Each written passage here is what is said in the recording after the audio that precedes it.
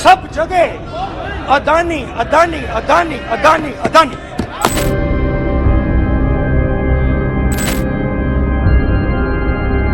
$2014 से लेकर 2022 तक ये $8 बिलियन से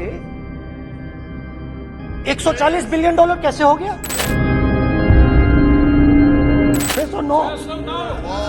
609 पीछे बिल्कुल। पता नहीं जादू हुआ, दूसरे नंबर पे पहुंच गए। मोदी है तो मुमकिन है। ये देखिए रिश्ता,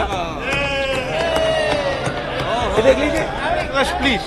एक और चीज हमें बताई गई, तमिलनाडु से लेकर केरला, महाराष्ट्र, मध्य प्रदेश, सब जगह एक नाम सब जगह हमें सुनने को मिला, अदानी।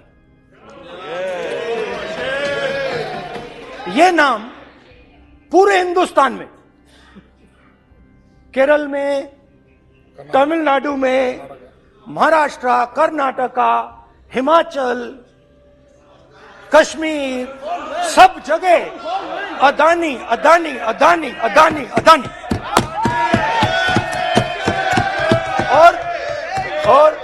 और ये नाम नहीं, और इस नाम के बारे में जब लोग बोलते थे मुझसे तो 2-3 सवाल पूछते थे। ये पूछते थे कि ये जो अदानी जी हैं, ये किसी भी बिजनेस में घुस जाता है, ये सफलता प्राप्त कर जाता है, ये कभी फेल नहीं होता। और युवाओं ने मुझसे यह सवाल पूछा कि भाई ये हो क्या रहा है, हम भी सीखना चाहते हैं। मोदी जी ने कहा स्टार्टअप करो, हम भी अदानी जी जैसे बनना चाहते हैं। तो भैया किसी भी बिजनेस में घुस जाओ और एकदम सक्सेस हो जाए। यह पहला सवाल था। दूसरा सवाल था कि ये अदानी जी हैं, ये किसी भी बिजनेस में घुस जाते हैं। पहले ये 1-2 बिजनेस करते थे, अब ये 8-10 सेक्टर्स में काम करते हैं। Airports, data centres, cement, solar energy, wind energy, aerospace and defence, consumer finance, renewables, media. तो उन्होंने मुझसे पूछा कि राहुल जी, हाँ वेट करो, बेटे हाँ, धन्यवाद। पोर्ट्स की बात भी थी। ये भी सवाल पूछा कि भैया एक बात बताइए, राहुल जी बताइए हमें कि अदानी जी का जो नेटवर्थ है वो 3 साल के अंदर, नहीं सॉरी 2014 से लेकर 2022 तक ये $8 बिलियन से $140 बिलियन कैसे हो गया? कैसे हुआ? मोदी है तो मुमकिन। ये 2014 में अगर आप दुनिया की, मुस्कुरा रहे हैं आप, बीजेपी में है ना आप, तो ये लिस्ट आती है, एक लिस्ट आती है दुनिया के सबसे अमीर लोगों की। इस पे ये 609 नंबर पे थे 14 में। 609 पीछे बिल्कुल। पता नहीं जादू हुआ, दूसरे नंबर पे पहुंच गए। मोदी है तो मुमकिन है।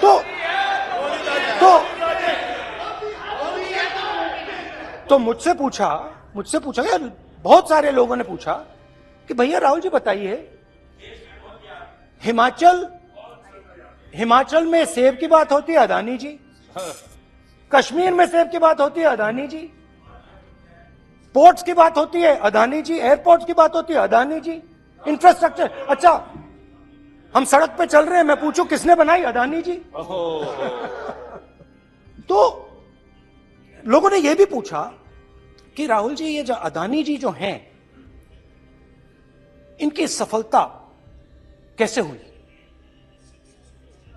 ये इतने बिजनेसेस में कैसे घुस गए, इतनी सफलता कैसे प्राप्त हुई, और सबसे जरूरी सवाल, इनका हिंदुस्तान के प्रधानमंत्री के साथ क्या रिश्ता है और कैसा रिश्ता है, देश जानना चाहता है, तो देश जानना चाहता है। ये देखिए रिश्ता, ये देख लीजिए, प्लीज पोस्टर मान्य ये देख लीजिए, सदस्य, पब्लिक में है सर, मान्य सदस्य ये देख पोस्टर लीजिए। नहीं, प्लीज पोस्टर नहीं। पोस्टर नहीं है सर। देखिए आप पोस्ट बैठिए, एक मिनट बैठिए। आप पोस्टरबाजी करेंगे तो इधर नहीं, सर। कहेंगे राजस्थान के मुख्यमंत्री का पोस्टर चुकाएंगे। पोस्टरबाजी के लिए सदन नहीं है। आप बात सर। करें, पोस्टरबाजी नहीं। Speaker sir. आप वरिष्ठ सदस्य हैं, स्पीकर सर। तो पोस्टरबाजी उचित नहीं है। स्पीकर सर, पोस्टरबाजी उचित स्पीकर नहीं है, सर। प्लीज। राजस्थान के मुख्यमंत्री, ये सच्चाई है।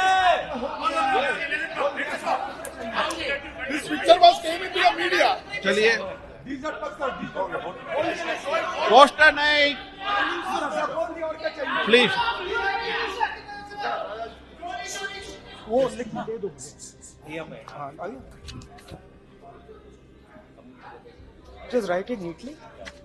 तो नहीं स्पीकर सर, वो फोटो है सर, वो पोस्टर नहीं है। आप वरिष्ठ सदस्य हैं, प्राइम मिनिस्टर की पोस्टर और फोटो है फोटो सर, उसमें नियम में बहुत नहीं है। उनका आप अच्छा चेहरा सदन ने दिख नियम रहा बनाया है। है। उनके वहां पे उनके पीछे अदानी का लोगो है, अदानी जी के हवाई जहाज में घुस रहे हैं। तो मैंने सोचा कि आज के प्रेसिडेंट्स एड्रेस में मैं थोड़ा जो नरेंद्र मोदी जी का और अदानी जी का रिश्ता है उसके बारे में आपको थोड़ा बता देता हूं। प्लीज प्लीज बताइए बताइए। तो वो आप बता देना।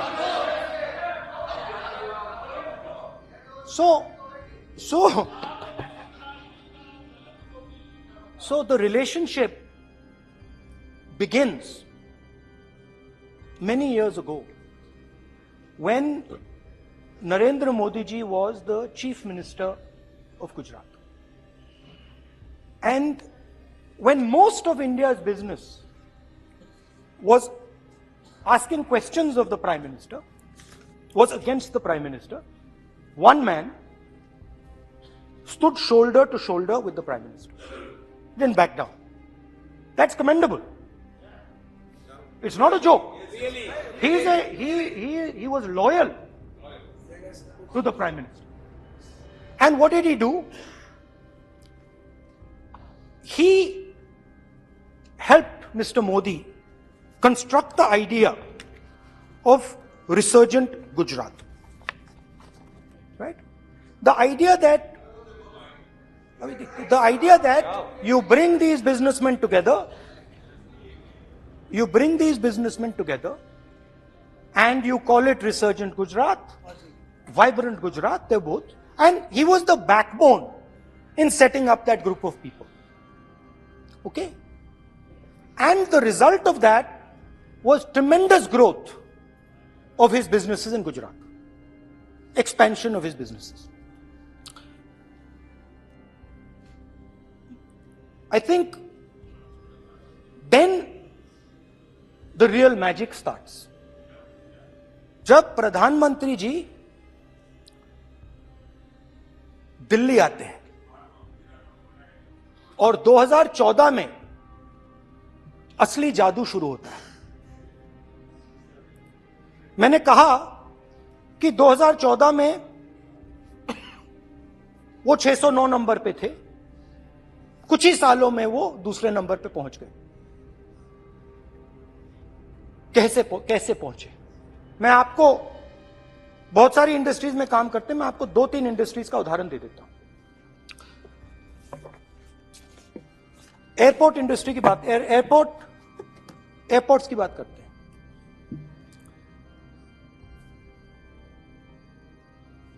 कुछ साल पहले सरकार ने हिंदुस्तान के एयरपोर्ट्स को डेवलप करने के लिए दिया। नियम था, there was a rule that anybody who does not have prior experience in airports cannot be involved in development of these airports. नहीं, गलत नहीं बोल रहा हूं।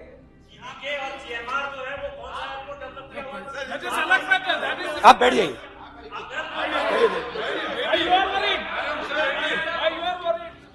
अडानी के डिफेंस में आ गए सर। देखिए, अरे माननीय सदस्य प्लीज मेरी बात सुनो, तो एक मिनट मेरी बात सुनो, ये एक मिनट बात सुनेंगे। ये संसद है, अपन किस दिशा पर चर्चा कर रहे हैं ये देश देख रहा है। हमें राष्ट्रपति अभिभाषण पर चर्चा करें तो उचित रहे, बाकी आपकी इच्छा है, स्वतंत्र अभिव्यक्ति है। मेरा मानना ये है, तो अपन एक विषय पर ओके, तो आपको तो रूल बोल था, नियम था। हाँ, पॉइंट ऑफ ऑर्डर किस पे है ये? सर कैसे एयरपोर्ट का प्राइवेटाइजेशन तो उनके समय हुआ, ऐसी कोई पार्टी थी जिसका अनुभव था? ये कौन सी बात कर रहे हैं? के बोलिए। ओके प्लीज प्लीज, ओके बोलने दे आपको नेता को, तो बोलने दे आपको कानून नेता रूल को, था, प्लीज बोलने दे। रूल था कि अगर कोई एयरपोर्ट बिजनेस में नहीं था तो वो इन एयरपोर्ट्स को ले नहीं सकता था। इस रूल को हिंदुस्तान की सरकार ने बदला। किसी ने भी बनाया हो रूल था, किसी ने भी बनाया हो रूल था। रूल बनाया किसने बात नहीं है, रूल बदला किसने बात है। रूल बदला गया,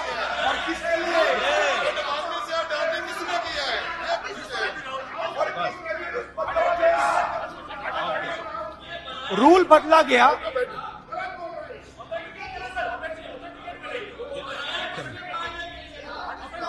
चलता रहेगा क्या सर?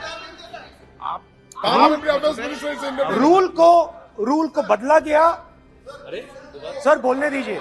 करना चाहिए सर, ऑथेंटिकेट करना चाहिए। चलिए चलिए आप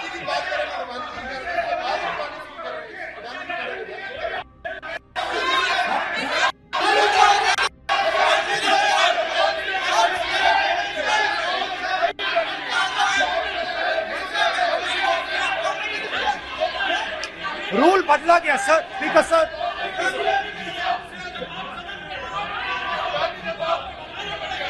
बैठे बैठे।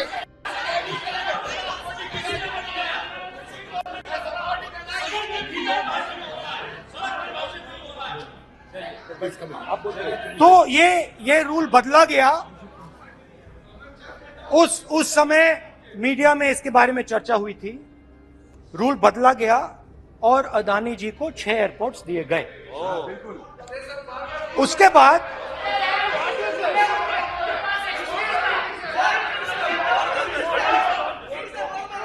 after that India's most strategic profitable airport, Mumbai airport, was taken away by GVK, hijacked by using the agencies. The agencies को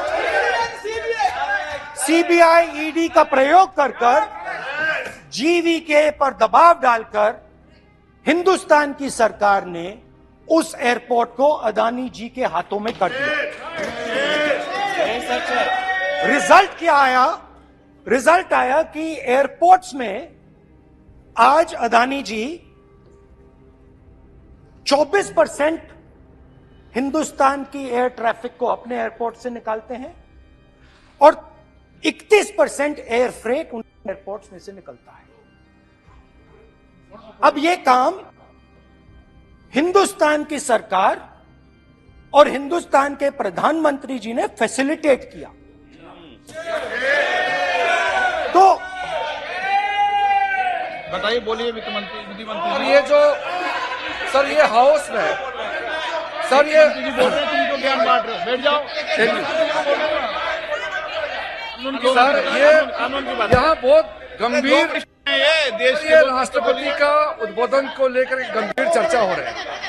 जो भी मेंबर कुछ भी बात करे विद फुल रिस्पॉन्सिबिलिटी, ऑथेंटिकेट करें। और ये वाइल्ड एलिगेशन अपना एक सोच के आया है, बिना तर्क No. के ऐसे वाइल्ड एलिगेशन लगा रहे हैं, ये कोई मतलब नहीं है सर, ये ऐसा नहीं बोल सकते। और वो सर तर्क रखना पड़ेगा। अगर एलिगेशन लगा रहे हैं तो आपको पूरा डॉक्यूमेंट प्रूफ के साथ आपको रखना दे पड़ेगा। देंगे, दे देंगे, आप ऐसे बातें नहीं दे कर सकते। देंगे। और ये गंभीरता को समझिए, ये डॉक्यूमेंट्री प्रूफ दे देंगे।